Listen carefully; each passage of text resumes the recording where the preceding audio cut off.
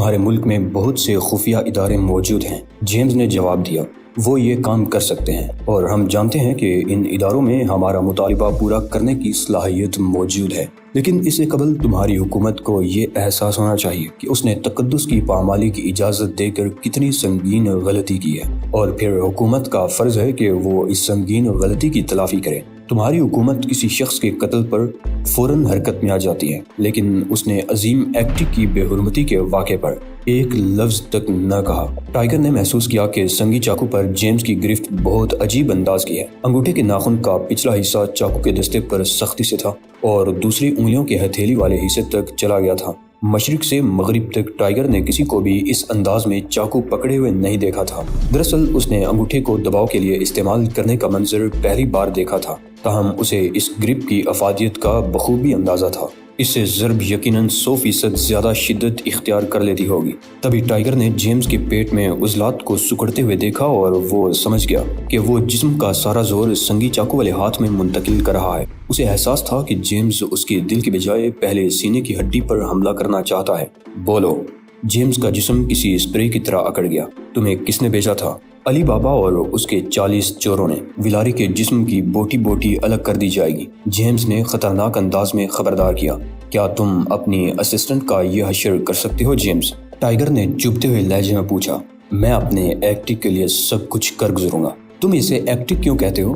Tiger اسے الجھانے لگا۔ ایکٹک کے معنی کیا ہے؟ یہ مجسمے کا اصلی نام نہیں۔ جیمز پھر باتوں میں الجھ گیا۔ لیکن یہ اس کا وہ نام ہے جو لوگوں کو کہنے کی اجازت ہے۔ پھر اچانک ہی وہ چونکا اور ٹائیگر کو گورنے لگا۔ ہم ویلاری کا قیمہ بنا دیں گے۔ ٹھیک ہے، مجھے کوئی اعتراض نہیں ہوگا، لیکن پہلے اس کی زبان بند کر دینا، ورنہ یہ چیخ چیخ کر میرے سر میں درد کر ڈالے گی۔ سنگی چاقو بلند ہوا اور تیزی سے نیچے آنے لگا۔ اس کی رفتار اور انداز گرفت بہت ہی شاندار تھا، لیکن جیمز کے جسم کے عضلات اس رفتار کا ساتھ نہیں دے رہے تھے۔ یہی حال بازو کی مچھلیوں کا تھا۔ اور پھر عظیم ایکٹک کے وجود کے بعد کی تاریخ میں پہلی مرتبہ ایسا ہوا کہ چاقو شکار کے بجائے پتھر پر لگا۔ ٹائیگر کے دونوں پیر بجلی کی طرح حرکت میں آ گئے۔ اس نے پیروں کو اپنی طرف کھینچا، دونوں پجاری آگے کھینچے، اور پھر جب پیر ان کے سینوں پر پڑے تو وہ دیوار سے جا ٹکرائے۔ ان کے منہ سے خون بہنے لگا۔ ایسا لگا جیسے ان کے اندر کی ہر چیز پھٹ گئی ہے اور خون نے شریانوں کے بجائے منہ کا راستہ اختیار کر لیا ہے۔ ان کے منہ سے سرخ لوتھڑے بھی نکلے۔ یہ غالباً پھیپھڑوں کے ٹکڑے تھے، ساتھ ہی ٹائیگر کے بازو بھی مچلے تھے اور اس کے ہاتھ دبوچے ہوئے دونوں افراد فضا میں تیرتے ہوئے اس کے اوپر سے گزرے۔ اسی لمحے ٹائیگر ایک طرف ہو گیا اور ایک وفادار ایکٹیٹالی کا چاقو دیوتا سے ہی ٹکرا گیا۔ ٹائیگر نے ان دونوں افراد کی کھوپڑیاں پکڑ لیں جو ویلاری کو دبوچے ہوئے تھے۔ اس نے انگوٹھے اور چھوٹی انگلی کو ملایا، دوسرے ہاتھ کی پوزیشن بھی یہی تھی، اور پھر اس نے ان دونوں کی کنپٹیوں پر دباؤ ڈالا۔ وہ دونوں دباؤ کے اس عمل کی تکمیل سے قبل ہی چپکلیوں کی طرح پٹ سے گر کر مر گئے۔ ان کی آنکھیں کمرے میں کسی ایک جگہ ایک خاص نقطے کو ایک خاص انداز میں دیکھ رہی تھی۔ ٹائیگر کے بازو دبوچنے والے افراد اب بھی فرش پر گر کر اٹھنے کی کوشش کر رہے تھے۔ ٹائیگر نے ان میں سے ایک کی گردن پر پیر رکھتے ہوئے دوسرے پر دوسری ٹانگ ماری اور وہ دونوں بھی ساقط ہو گئے۔ گردن ٹوٹنے سے کمرے میں ایسی آواز پیدا ہوئی جیسے چھوٹا سا غبارہ پھٹ گیا ہو۔ ٹانگ کی ضرب دوسرے کی پیشانی پر پڑی اور اس کا سر پھٹ کر تربوز کی طرح ہو گیا۔ ٹائیگر کو اندازہ تھا کہ اس شخص کے مرنے کی وجہ یہ ضرب نہیں، بلکہ اصل سبب یہ ہے کہ پیشانی کی ٹوٹنے والی ہڈی کے درجنوں حصے مغز کے اندر دور تک گھس گئے ہیں۔ ٹائیگر نے دونوں انگوٹھے ایک پجاری کی کبا پر صاف کیے اور پھر اس کی ٹوپی کو دیکھنے لگا جو پروں سے بنی ہوئی تھی، اور اسے ان پروں کی بنائی بھی اجنبی سی لگ رہی تھی۔ ویلاری نے اپنے منہ سے کبا کا ٹکڑا نکال کر تھوک دیا۔ خبیث، مردود۔ ٹائیگر نے جیمز کی طرف دیکھا۔ وہ ایک مجسمے سے ٹیک لگائے اس طرح پڑا ہوا تھا جیسے ہارٹ اٹیک کی کیفیت میں ہو۔ اس کا ایک گال مجسمے پر بنے ہوئے پرندے پر تھا۔ اب ہم سوال و جواب کر سکتے ہیں دوست، ٹائیگر نے مسکرا کر اس سے کہا۔ میں منحوس آدمی ہوں۔ جیمز کی حالت واقعی قابل رحم تھی۔ میں نے اپنے ہاتھ سے ایکٹک کی بے حرمتی کر ڈالی۔ ہم اب آغاز کریں گے، ٹائیگر نے کہا۔ اس پتھر کو تم ایکٹک کہتے ہو؟ یہ پتھر میرے اجداد اور ان کے اجداد کی زندگی کا محور رہا ہے، جیمز نے جواب دیا۔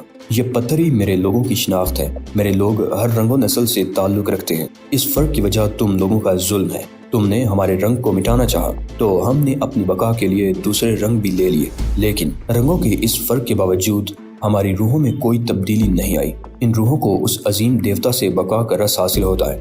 یہ دیوتا لافانی ہے۔ تم اس پتھر کی بات کر رہے ہو؟ میں اپنی قوم کی بات کر رہا ہوں۔ یہ پتھر بہت مقدس ہے، بہت ہی مقدس۔ چلو میں فرض کی لیتا ہوں کہ یہ پتھر بہت مقدس ہے۔ تم لوگ ایکٹیٹالی ہو اور اس پتھر کی پوجا کرتے ہو، ٹھیک؟ یہی بات ہے نا؟ پوجا، تم تو ایسے کہہ رہے ہو جیسے ہم صرف شمع جلاتے ہیں اور عورتوں سے دور رہتے ہیں۔ تمہیں پوجا کا حقیقی مفہوم اس وقت تک معلوم نہیں ہوگا جب تک تمہاری اپنی زندگی قربان نہ ہو جائے۔ چلو ٹھیک ہے، ہاں ہمیں معلوم ہے کہ تم نے کانگریس مین کو قتل کیا ہے، یہی حال تم نے مسز ڈیفلن کا کیا۔ لیکن میرا سوال یہ ہے کہ میں نے تم لوگوں کا ذکر پہلے بھی کیوں نہیں سنا؟ ہماری بقا اسی میں تھی کہ تم لوگ ہمارے وجود سے بے خبر رہو۔ جیمز نے اداس لہجے میں جواب دیا، تم رنگوں اور رنگتوں کی بات کر رہے تھے، میں ابھی تک تمہارے اس فلسفے کو ہضم نہیں کر پایا ہوں۔ بات یہ ہے کہ تم نے ہمیں ہماری کھالیں رکھنے کی اجازت نہیں دی۔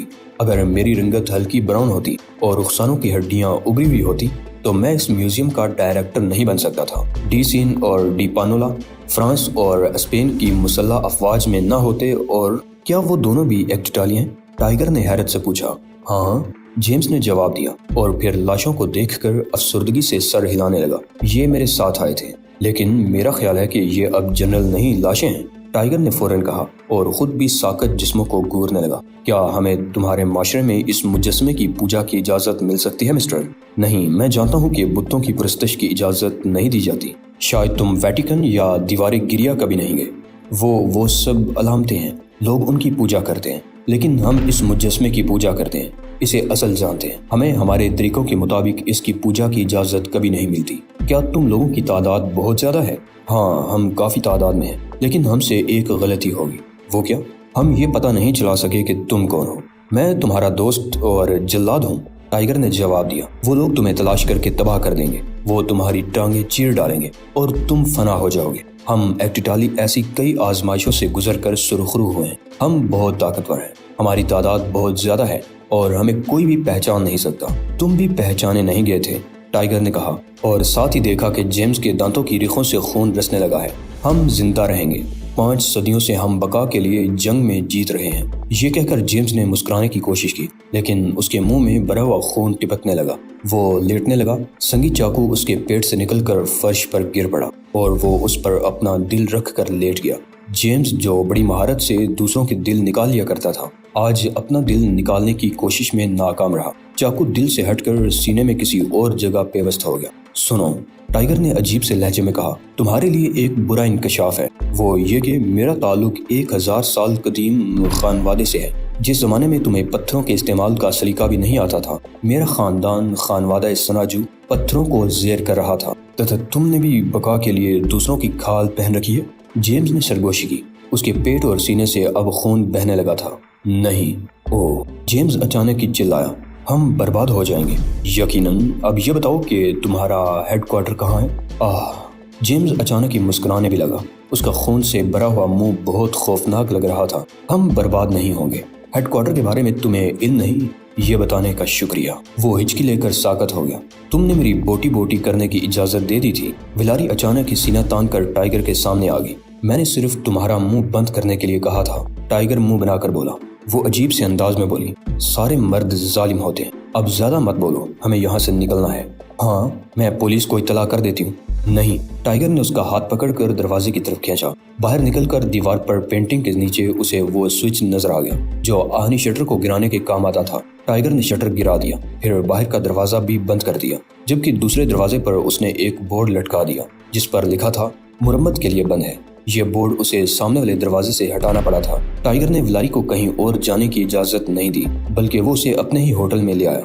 اوشان کمرے کے وسط میں بیٹھا ہوا تھا، جبکہ بوبی ڈیفلن 4 ہینڈ سٹروک کی پریکٹس کر رہی تھی۔ وہ تصوراتی گیند کا استعمال کرنے پر مجبور تھی۔ کیا تم بھی ٹینس سیکھنے کے لیے آئی ہو؟ بوبی نے اسے دیکھتے ہی پوچھا۔ کیا پوری دنیا ہی پاگل ہو گئی ہے؟ ویلاری حیرت سے چلا اٹھی۔ بکواس مت کرو۔ ٹائیگر نے یہ دیکھ کر دونوں لڑکیوں میں لڑائی شروع ہونے والی ہے، ویلاری کو ڈانٹ پلائی۔ واقعی یہ اصول بہت شاندار ہے، گیند کو ہاتھ سے نہیں ریکٹ سے ضرب لگتی ہے، بوبی نے کہا۔ ویلاری اب واقعتاً رونے لگی تھی، لیکن اس نے آواز نہیں نکالی، کیونکہ میوزیم سے ہوٹل آتے ہوئے جب اس نے چیخنے کی کوشش کی تھی تو ٹائیگر نے اس کے حلق کی کسی رگ کو اس طرح چھیڑا تھا کہ وہ ہوٹل کے زینے تک کچھ بھی نہ بول سکی۔ پھر کمرے کے باہر ٹائیگر نے اس کے گلے پر ہاتھ پھیر کر قوت گویائی بحال کر دی تھی۔ ٹائیگر دھیمے لہجے میں اوشان سے باتیں کرنے لگا۔ اس نے اسے سنگی چاقو پر گرفت کے نئے انداز کے بارے میں تفصیل سے بتایا۔ اور پھر یہ بھی بتایا کہ جب اس نے یہ سوال پوچھا تھا کہ ہیڈ کوارٹر کہاں ہے تو مرنے والا مرنے سے قبل مارے خوشی کے بے حال ہو گیا تھا۔ اوشان کچھ دیر سوچتا رہا، پھر اس نے برہمی سے کہا، اس جنونی بحران نے ہمیں تباہی کے دہانے پر لا کھڑا کیا ہے، تب پھر کیا ہمیں کہیں بھاگ جانا چاہیے؟ ٹائیگر نے مصنوعی سنجیدگی کا مظاہرہ کیا۔ بھاگنے کا وقت گزر چکا ہے، اب حملے کا وقت آ گیا ہے، لیکن ہم حملہ نہیں کر سکتے۔ وہ اس لیے ہنسا تھا کہ اس کا کوئی ہیڈ کوارٹر نہیں ہے۔ اس بار ہمارا مقابلہ بدترین دشمن سے ہے، نامعلوم، گمنام اور بے شکل دشمن سے۔ اگر ہم ان سے واقف نہیں تو وہ ہمیں بھی نہیں جانتے لٹل فادر۔ ٹائیگر اس بار سنجیدہ تھا۔ شاید۔ اوشان نے دونوں ہاتھ گود میں رکھ لیے۔ کئی صدیوں قبل ایک ماسٹر گزرا تھا اور وہ کئی برسوں تک غائب رہا۔ اس کی کہانیاں یہ کہتی تھیں کہ وہ کسی نئی دنیا میں گیا ہے، لیکن کسی نے اس پر یقین نہیں کیا۔ کیوں؟ اس کے لیے مجھے اپنی یادداشت ٹٹولنی ہوگی۔ اوشان نے جواب دیا اور اس طرح دائیں بائیں دیکھنے لگا جیسے کسی کو تلاش کر رہا ہو۔ کیا اب میں کچھ کہہ سکتی ہوں؟ ویلاری نے دبے دبے انداز میں پوچھا۔ نہیں۔ ٹائیگر کے جواب پر ویلاری پھر رونے لگی۔ ٹائیگر نے کھڑکی سے سینٹرل پارک کی روشنیوں کو دیکھا۔ اس کا منصوبہ جیمز کی موت کے سوا ہر مرحلے میں کامیاب رہا تھا، لیکن جیمز کی موت کے باعث وہ اس کڑی سے محروم ہو گیا تھا جو آخری سرے تک لے جا سکتی تھی۔ وہ سوچ رہا تھا۔ اوشان نے اسے ہمیشہ ہی خبردار کیا تھا کہ وہ اتنا نہ سوچا کرے، ورنہ اس کی جسمانی صلاحیتوں اور چھٹی حس پر اثر پڑے گا، اور اس وقت ہوا بھی یہی۔ سوچوں میں گم ہونے کے باعث وہ اس دوربین کو نہیں دیکھ سکا جو ہوٹل کی کھڑکی کی طرف دیکھ رہی تھی۔ اس نے دوربین والے شخص کو سر اٹھاتے اور رائفل کی لبلبی دباتے ہوئے بھی نہیں دیکھا۔ میرا نشانہ خطا نہیں ہو سکتا، رائفل والے نے بیٹھتے ہوئے کہا۔ وہ ٹائیگر کی کھڑکی کے بالمقابل کمرے میں تھا۔ کمرے میں جانے تک اپنی خوشی پر قابو رکھو، ہمیں اس کے دل کی ضرورت ہے۔ دوسرے آدمی نے خشک لہجے میں ڈانٹ دیا۔ جیمز بھی اس کو چھوڑنے والوں میں سے نہیں، لیکن نہ جانے کیوں وہ اندر رہ گیا اور یہ باہر آ گیا۔ انتظار کرو۔ دوسرے شخص کا لہجہ اب بھی روکھا تھا۔ میوزیم آف نیچرل ہسٹری میں تاریخی شکست کی تمام تفصیلات ایک کمپیوٹر کمپنی کے برانچ آفس میں پیرس ریو سینٹ جرمین کے سینئر نائب صدر کو بتائی جا رہی تھی۔ موسیو جین لوئس راسپال ڈی جون، نائب صدر برائے corporate development of international data and research کا سر مسلسل ہل رہا تھا۔ خاندان کی جرمن شاخ کے انکل کارل کا چہرہ اسپاٹ تھا۔ جین لوئس کے چہرے پر متانت تھی جو اسے اس کی گورنس اور ماں نے سکھائی تھی۔ اس کی ماں کا کہنا تھا کہ کسی بھی خاندان میں شامل ہوا جا سکتا ہے، لیکن متانت اور بردباری کسی خاص خاندان کی میراث نہیں۔ وہ ان دو افراد کا تذکرہ سن رہا تھا جنہیں بہت طاقتور قرار دیا جا رہا تھا۔ رپورٹ کے مطابق دونوں امریکی تھے، لیکن ان میں ایک مشرقی تھا۔ یہ سنتے ہوئے اس کا ذہن اسی طرح کام کر رہا تھا جیسے وہ کسی خاص موضوع پر ریسرچ کر رہا ہو۔ کبھی کبھی وہ ریو سینٹ جرمین سے باہر دیکھ لیتا، جہاں کتابوں کی دکانوں اور ریستورانوں کی دو رویا قطاریں نظر آ رہی تھی۔ انکل کارل ایک کرسی پر نیم دراز اس سرخ کیک کی طرح لگ رہا تھا جس کی کریم بے ڈنگے پن سے اتاری گئی ہو۔ جین لوئس کو نہ جانے کیوں اس وقت چہل قدمی کی خواہش محسوس ہو رہی تھی۔ وہ اس جگہ جانا چاہتا تھا جہاں نپولین کو سپرد خاک کیا گیا تھا۔ انکل کارل کو بھی وہ جگہ بہت پسند تھی۔ ان دونوں کی دلچسپیوں میں یہ ہم آہنگی بہت حیرت انگیز تھی، کیونکہ انکل کارل ایک پکا جرمن نازی تھا۔ وہ جنگی جرائم کے مقدمے سے بمشکل بچا تھا۔ اس کو بچانے میں اس کے کزن جوفری کے کردار کی بڑی اہمیت تھی۔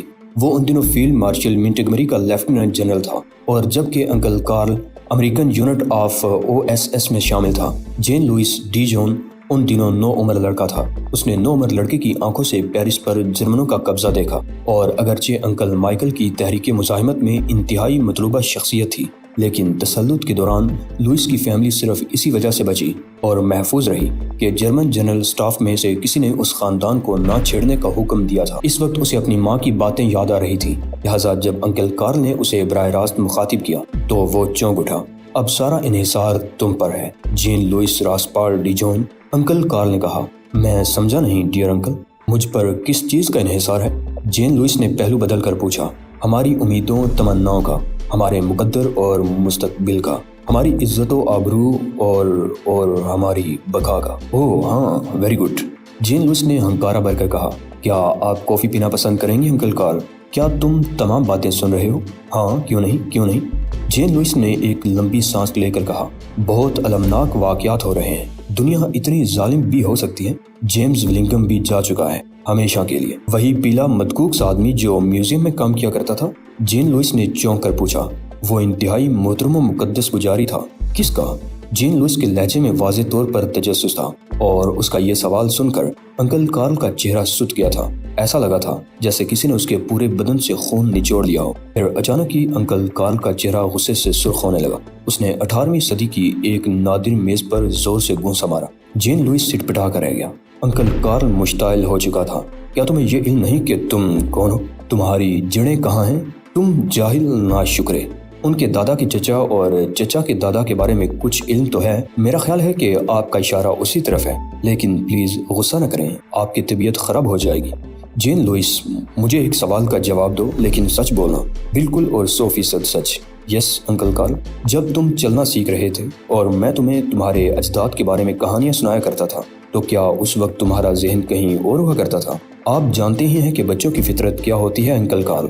जेन लुइस ने टालना चाहा। मैं सच सुनना चाहता हूँ। नहीं अंकल, जेन लुइस सच बोल रहा था। मैं आपके साथ चहलकदमी और तफरीह के लिए सिर्फ इसलिए जाया करता था कि आपके जर्मन होने की वजह से दुकानदार मुझे बहुत लजीज पेस्ट्रियां खिलाया करते थे, और जब आप कुछ सुनाते थे तो मैं चॉकलेट के मजे से लुत्फ अंदोज हो रहा होता था। वो दस्तावेजात क्या हुई जो मैंने तुम्हें दी थी? कागजात की कमी के बायस एक रोज मैंने उन पर तस्वीरें बना डाली थी अंकल कार्ल। ओह, अंकल की आंखें छोटी होने लगी। और हमारी उस मताए अजीज का नाम भी भूल गए जिससे हम वाबस्ता हैं? नहीं, उसका नाम एक्टिक है अंकल। असल नाम बताओ। तुम्हें वो नाम बहुत पहले बता दिया गया था। अंकल कार्ल बार बार पहलू बदल रहा था। सॉरी अंकल, मैं भूल गया।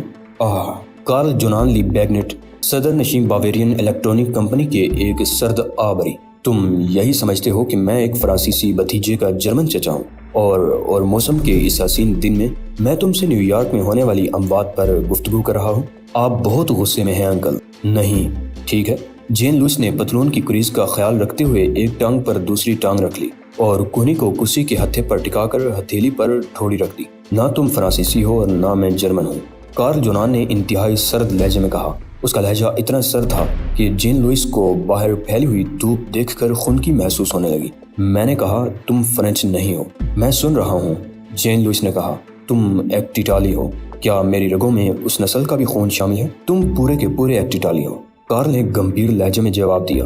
बाकी जो कुछ है वो एक नकाब से ज्यादा कुछ नहीं, और अगर ये नकाब ना उड़ी जाती तो तुम पैदा भी नहीं हो सकते थे। मेरे वालिद डिजोन थे, लिहाजा मैं भी डिजोन हूँ, जेन लुइस ने स्पार्ट लहजे में कहा। डिजोन की ये नकाब तुम्हारे वालिद ही ने तुम्हें पहनाई है जेन लुइस, जबकि तुम्हारी माँ ने तुम्हें तुम्हारा खून दिया। मैंने इल्म दिया, लेकिन तुमने मेरे दिए हुए इल्म को फरामोश कर डाला।